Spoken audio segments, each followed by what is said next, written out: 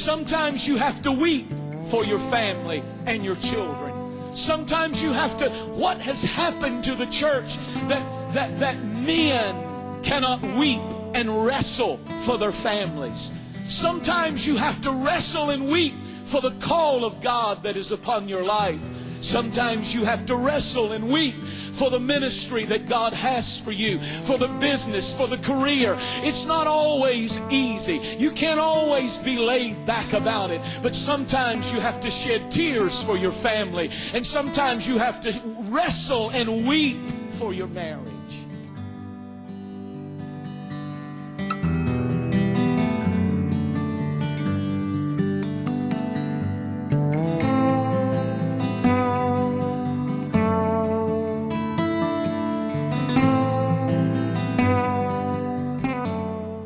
Wrestled all night long until the match between a man and an angel was declared a draw, a tie. This is an amazing thing, because Psalms chapter 8 said that God has made man a little lower than the angels. It said that we're not in the same weight category. We're not in the same class. We're not in the same dimension as angels. Angels are more mighty. Angels are supernatural and we're natural. And yet a natural man, because of his desperation, wrestled with a supernatural angel. And even though Psalms 120 says, "Bless the Lord, ye angels, which excel in strength." Angels excel in strength. One angel in the Old Testament slew 185,000 Assyrian soldiers in one night. One angel excelled in strength. And yet a mere man wrestled with a supernatural being. And the Bible said it was a draw. It was a tie. Neither one won. How could this be? How can a man who is a mere human being wrestle with a supernatural angel and fight so resistantly this angel until the angel does not win and prevail against him? I'll tell you why. I believe it was because he was not wrestling for fun. He was not just wrestling for bragging rights. But he understood that it was a desperate situation, that his family, his children, his grandchildren, his future, his destiny was wrapped up in this wrestling match. And so desperate people can do things that other people who are laid back cannot do. You see, if you have a casual state of mind, you don't get anything from God. At some point, you have to learn how to wrestle. At some point, you have to become desperate. Whom have I but you? Whom have I but you? Though the mountains fall, they fall into the sea. At some point, you have to become desperate. Whom have I but you? Whom have I but you?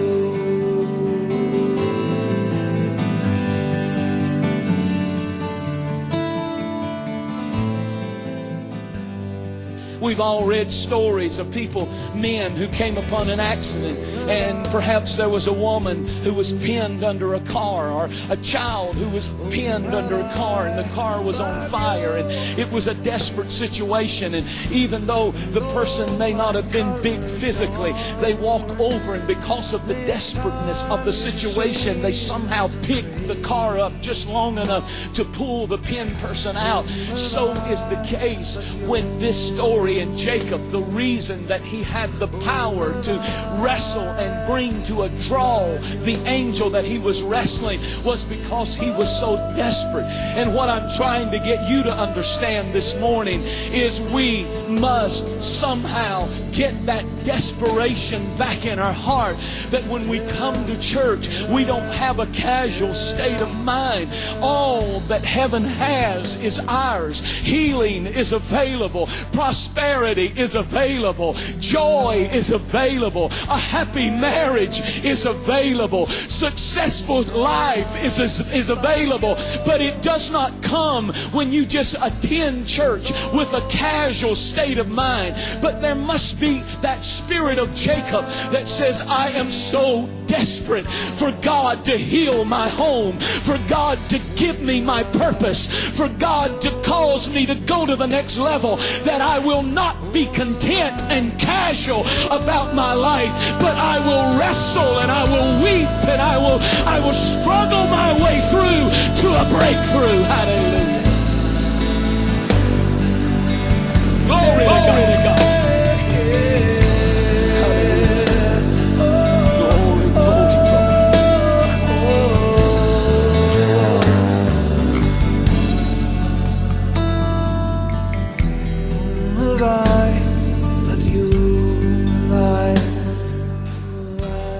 God, I want you to get rid of my Esau. God, you see the problem? God says the problem's not the problem. I want to get Jacob out of Jacob. You think the problem, you're begging God to deal with Esau, and God's saying change, change, change, change. God, if you would change them, we would have a happy marriage. And God says, I got to get the Jacob out of Jacob if you're going to have a happy marriage.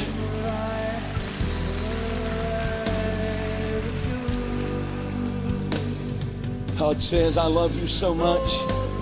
I believe in your usefulness and potential so much.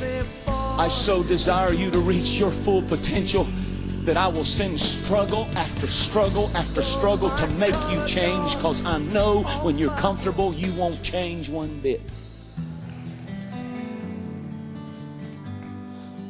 So the reason God allows struggle, listen to me carefully, pressure, weeping, and wrestling with issues, is not to defeat you, is not to destroy you, is not to hurt you, is not to crush you, but He allows the struggle, just enough struggle to ensure change. Change. Change. Well, I hear that in my spirit. In the middle of the wrestling, Jacob recognizes that this is not just a normal struggle, but this struggle has spiritual implications. I know there's not a demon under every bush and everything's, I know we live in a natural world and things just happen, but I'm going to tell you something. There are some struggles we get in because the enemy knows our destiny is at stake, our future is at stake, our family is at stake, our kids are at stake, our marriage, and there are spiritual implications going on with the struggles that you're going through. That's why you cannot quit. That's why you cannot back up.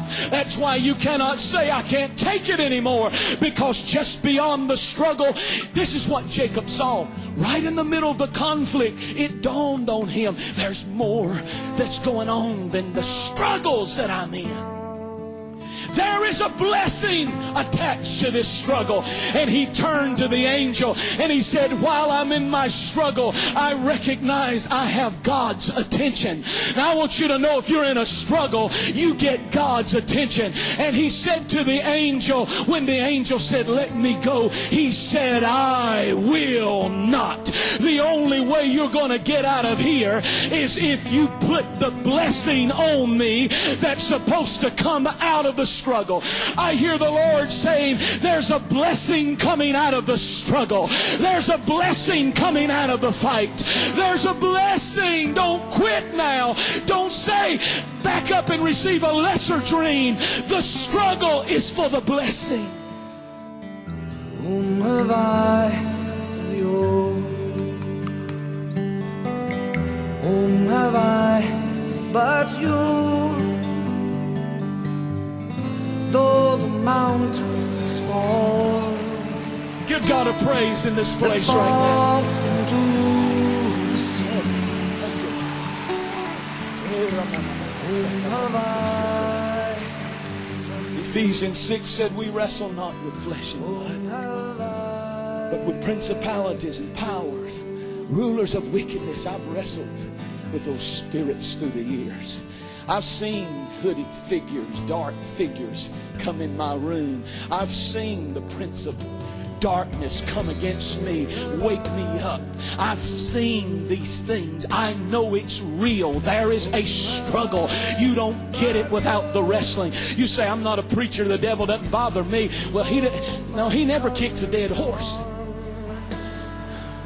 But I'm going to tell you something. The only people the devil bothers are people that bother him. If your business bothers him, if what you do bothers him, he's going to bother you. That's why you ought to shout if you got a struggle going on. It means you're giving the devil hell.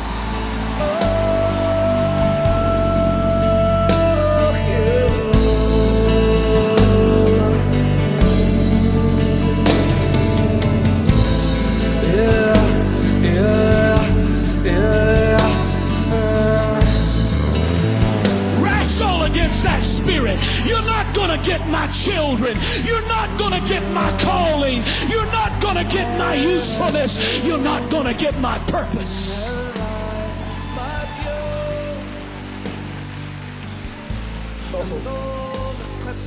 Oh, sometimes you got to wrestle and weep for your children. We've got to become more aggressive in receiving from the Lord. Jacob said, I will not let you go until you bless me. Where is your aggression? Where is your hunger? Where is your desperation? You only live one time. You only have 80, 90 years, 100 maybe. What are you going to do? You don't get your destiny by having a casual state of mind. You must become passionate. You must become intense. You must become desperate. You must wrestle. You must go after it. You must read this book. You must pray. You must fast. You must work hard.